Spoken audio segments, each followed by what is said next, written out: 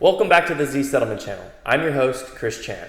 Today's topic is Social Security. You know, that line item deduction in your paycheck that us millennials expect never to see again. And it's gone.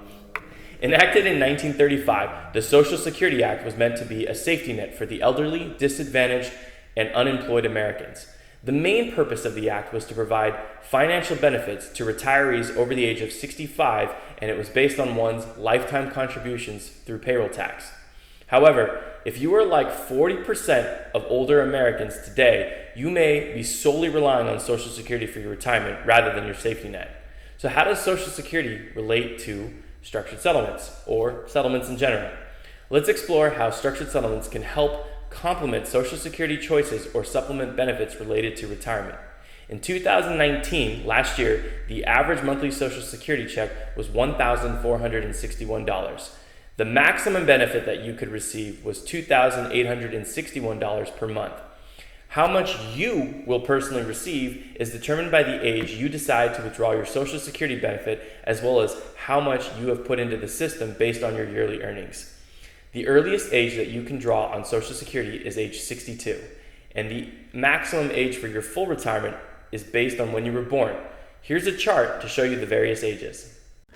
So if you look at this chart, which can be found on the Social Security website, this can show you what your full retirement age is. Looking on the far left, you have the various years. If you were born between 1943 and 1954, your full retirement age is 66. If you were born 1960 and later, then your full retirement age is 67. And of course, no matter where you were born, you can pull retirement benefits as early as 62, but of course there's a penalty involved, and that penalty increases the later you were born. So for those born after 1960, if you pull as early as 62, then you have a 30% reduction in your benefit. So there is an incentive to wait. You can get an estimate of what your retirement benefit would be by utilizing the Social Security Administration calculator, link below in the description. So how does a structured settlement help you in regards to Social Security retirement?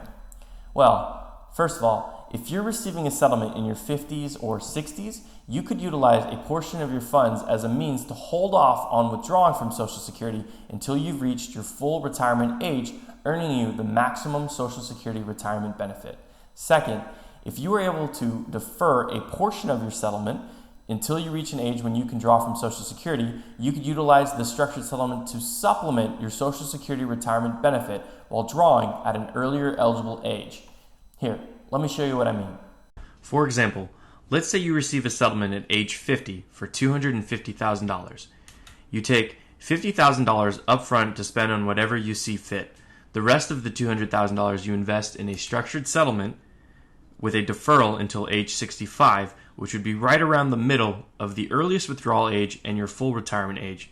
For the sake of this example, let's say your Social Security benefit is roughly $2,000. Once you start collecting your monthly $200,000 annuity payments at age 65, your structured settlement payment could add on an additional monthly benefit of around $1,500, tax-free and guaranteed for the rest of your life. Now you have $3,500 monthly income to live off of. Now that may not seem like much, but remember, 40% of older Americans today are solely living off of Social Security. Adding an additional $1,500 would definitely improve the quality of one's life who is strictly living off of Social Security. Now the counter argument might be to say, well, I can do better in the stock market, or I know a guy who does better in investments. While it is true that the stock market performance in the long term would provide a better return on investment, let's not forget that it is subject to taxes, and moreover, this growth is not guaranteed. All of us just witnessed a huge crash in the market that rivaled the crash that led up to the 2008 Great Recession, and the run back up, and then another correction over the summer. Now you might say, Chris, crashes like that never happen. It's 1 in a million. Well, you'd be surprised. Take a look at this next slide.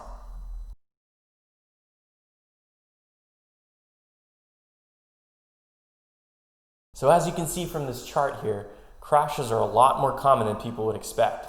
If you were trying to live off of the income from your investments, think of all the losses you would have to absorb and ride out. Remember, the job of a good settlement advisor is to provide guaranteed solutions for the needs of the injured party. And I'm definitely not saying don't invest. I'm suggesting that instead you not put all your eggs in one basket. After all, not saving and not investing is what has led many Americans to rely solely on Social Security for their retirement.